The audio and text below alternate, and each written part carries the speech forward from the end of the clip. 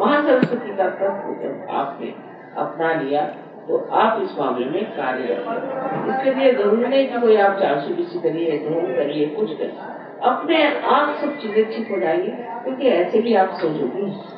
सहयोगियों के सारे कार्य ऐसे ही सरल सहज हो जाते हैं, पर सहयोग के जो नियम है उसको जरूरी अपनाना पड़ता है।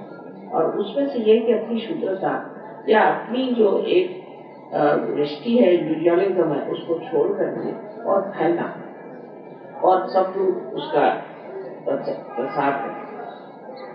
जब तक आप अंदर से उठेंगे नहीं, आप बाह्य में कितना फैलना चाहे फैल नहीं सकते। इसीलिए सहयोग में ध्यान धारणा बहुत जरूरी चीज है। ध्यान करना चाहिए।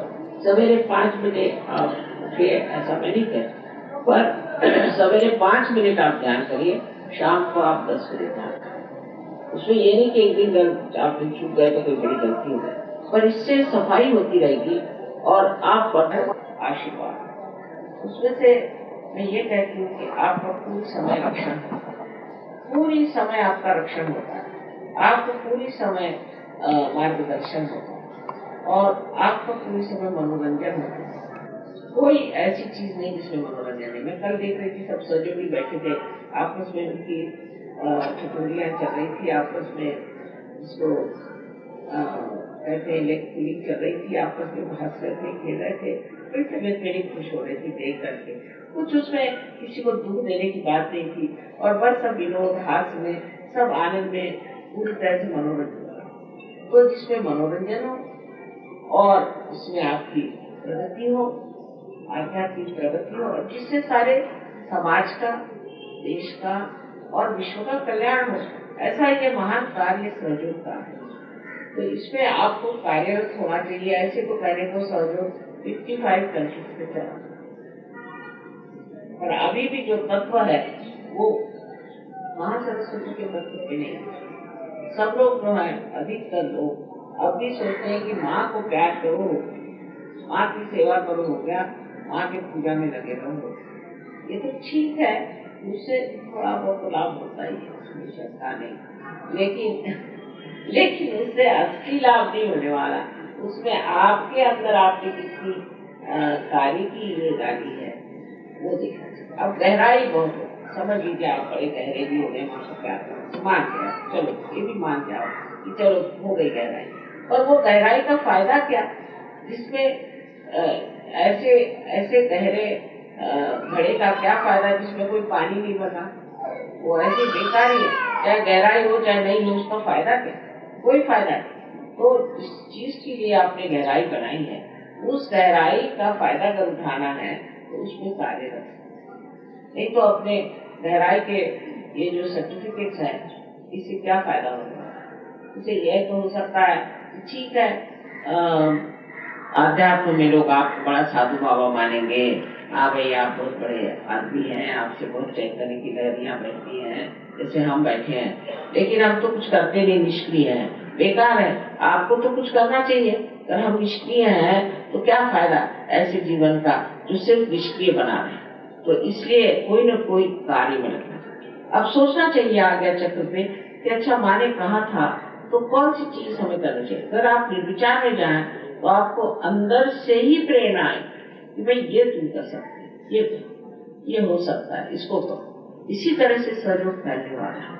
तो यहाँ जो बहुत गहरे लोग हैं, और मुझे इसको देख के बड़ा आनंद भी हुआ कि सब बड़े गहरे लोग, और अब इस गहरेपन को हमें बांटना है। ये तो फायदा नहीं कि कुछ लोग हो जाए, समझ लो रविंद्र बाबू जैसे, तो बाकी के तो लोग वही रह जाएंगे। जैसे कि एक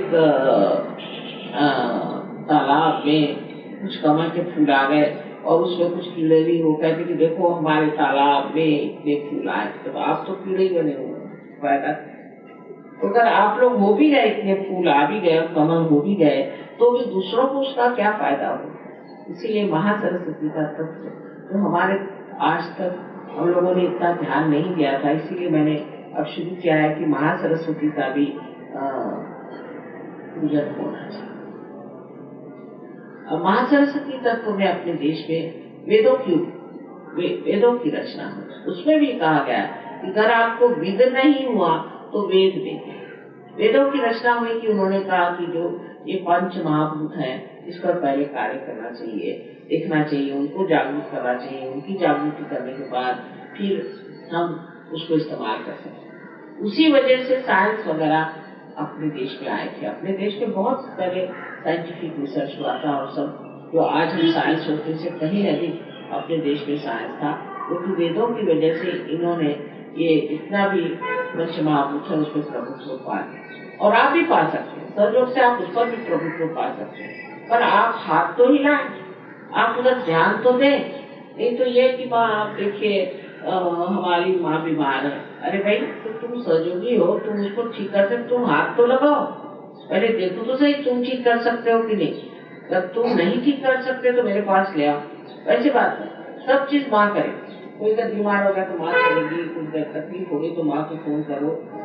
आप देख लीजिए कि आप स्वयं उसको ठीक कर सकते हैं, आप उस पर हाथ रखें, वो सीख लें, कार्यरत है, आप स्वयं शक्तिशाली, आप में अनंत शक्तियां, आप उन शक्तियों को इस्तेमाल करें जो आपको दी गई है, उसको आप अपने हाथों से लोगों को बांटे, तो आपको आश्चर्य होगा कि आपके पास कितनी शक्तियां, स्वयं आपकी शक्तियां पूरी तरह से प्रस्फुटित हो सकती है। यही मैं बार बार सबसे कहती हूँ कि आप लोग कुछ करो, जो देखो सो मेरे ही ऊपर में डाल देने से कोई फायदा नहीं। अच्छा मैं तो ठीक कर दूंगी, लेकिन तुम मुझसे अच्छा कर सकते हो तो क्यों नहीं करते? तुम खुद ही से करो, एक दूसरे की भी मदद करना चाहिए। सहयोग में एक अगर बीमार है और दूसरा अगर ठीक है तो उसको जा करके उनको मदद करिए, फौरन दौड़ के जाइए, देखिए आप कार्यान्वित होते हैं। जब नहीं हुए तो फिर मुझे, पर मैं आपसे कहती हूँ कि बिल्कुल हर वक्त आपके पास ये शक्ति है और इसका जितना आप उपयोग करेंगे उतनी वो बहेगी, उतनी ही वो कार्यरत होगी और उतने ही आप यशस्वी